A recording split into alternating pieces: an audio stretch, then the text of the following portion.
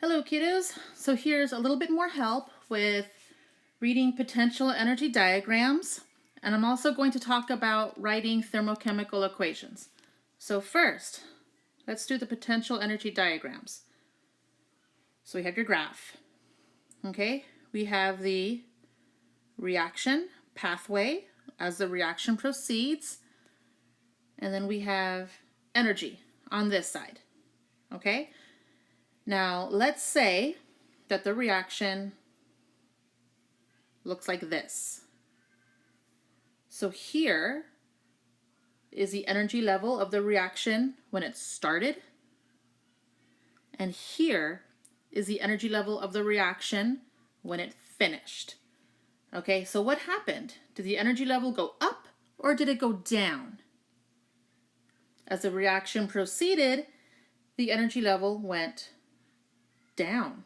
Okay, so when energy goes down, that means that the reaction released energy. Whenever a reaction releases energy, we call that exothermic. So when a graph looks like this, it is exothermic. Now, here's another question. What is delta H for the reaction? Delta H is simply the difference between, let me write this down here. You take the energy of the products and you subtract the energy of the reactants. So let's say that my starting point up here, 500 kilojoules, and it went down, okay? 200 kilojoules. Then my delta H would be 200 kilojoules, that's the energy of my products, minus 500 kilojoules, that's my energy of the reactants. So delta H would be 200 kilojoules minus 500 kilojoules. What is that? 200 minus 500. That would give us negative 300 kilojoules. So my delta H for this graph would be negative 300 kilojoules. Negative 300 kilojoules. Now, it's important that you know the negative sign doesn't mean it's a negative number. The negative sign just indicates that that amount of energy was released. Okay? So exothermic reactions are going to have a negative delta H. So let's look at endothermic reactions. So here is what an endothermic reaction would look like on a potential energy diagram. It would start low and it would go up. It would start low and it would go up. Here is the energy of the products, and then here would be the energy of the reactants. So everything is going to be opposite with an endothermic reaction. Everything will just be the exact opposite. So look at the energy. As the reaction proceeded, start to finish, what happened to the energy level? Did it go up or did it go down? It went up. It went up. When energy level goes up, it absorbed energy. We call that endothermic. It absorbed energy, we call that endothermic. So what about delta H for this reaction? What about delta H? Okay, let's stick with the same two values.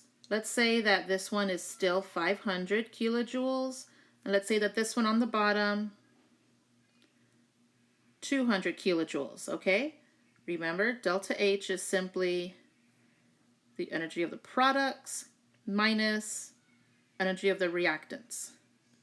Okay, so the products will be 500 kilojoules. The reactants,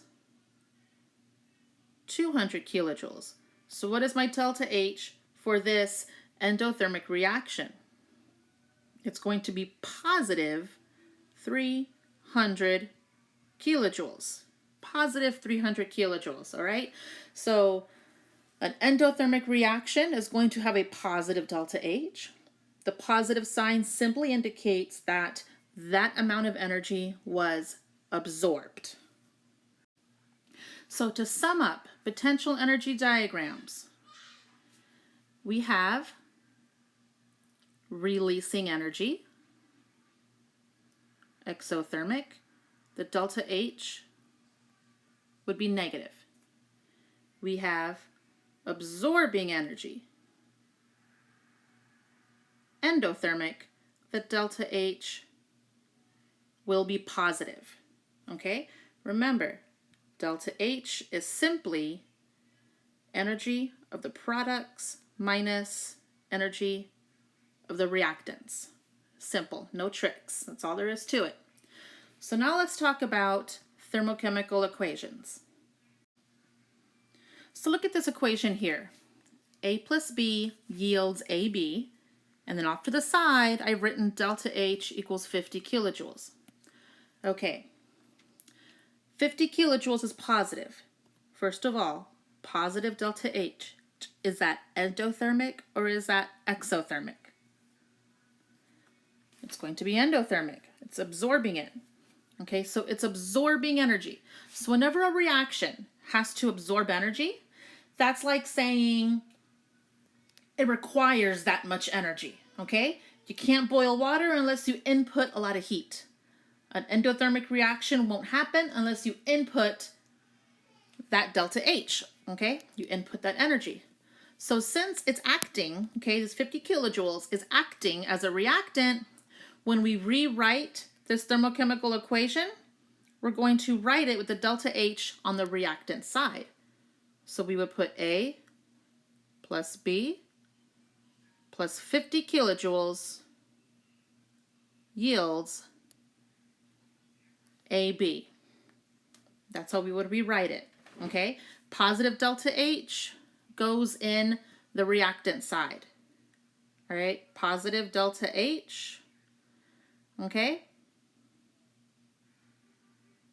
Reactant.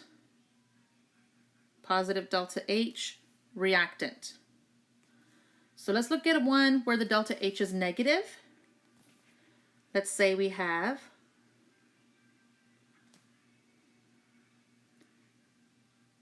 A plus B yields AB, and my delta H, let's say it's negative 40 kilojoules. Negative 40. Remember, the negative sign doesn't mean that the number itself is negative, that it's less than 0. That's not what it means. It simply indicates that 40 kilojoules of energy was released. So negative delta H, exothermic energy.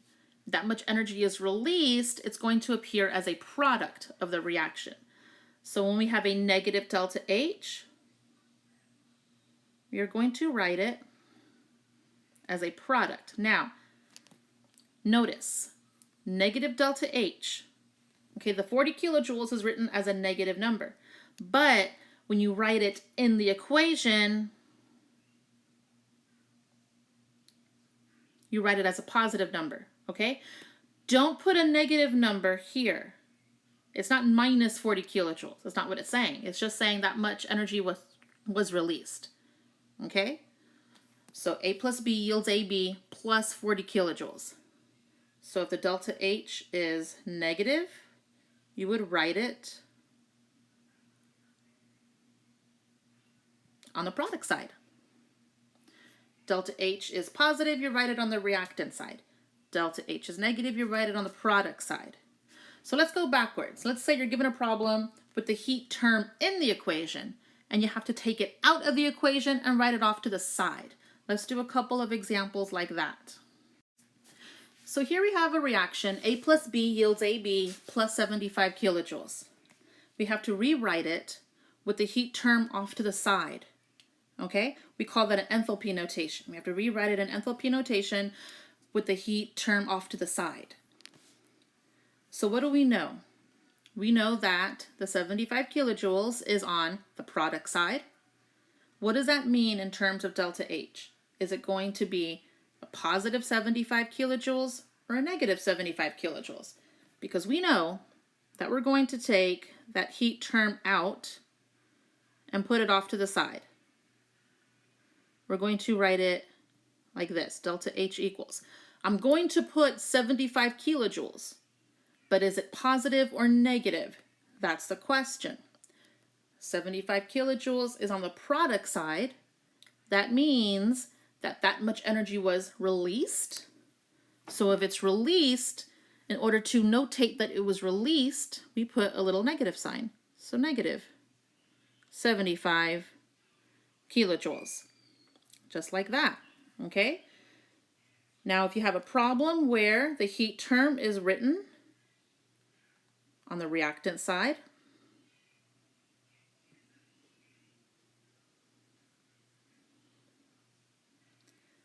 you know you're going to write it off to the side. So take it out of the equation. And let's put delta H over here. Again, I'm going to put 75 kilojoules after my delta H. Is it going to be positive 75 or negative 75? It appeared in the reactant side. That means it had to absorb that much energy. Okay, it took in that energy, so it's going to be positive. So I just simply put 75 kilojoules. Okay, so just remember, if it's on the reactant side,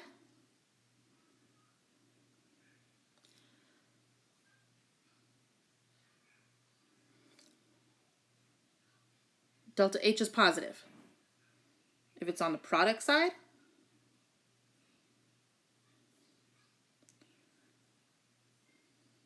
delta H is negative. Okay, reactant, delta H is positive, absorbing energy, endothermic. Product side, delta H is negative, releasing energy, exothermic. Okay, thank you for watching. Have a good day, kiddos.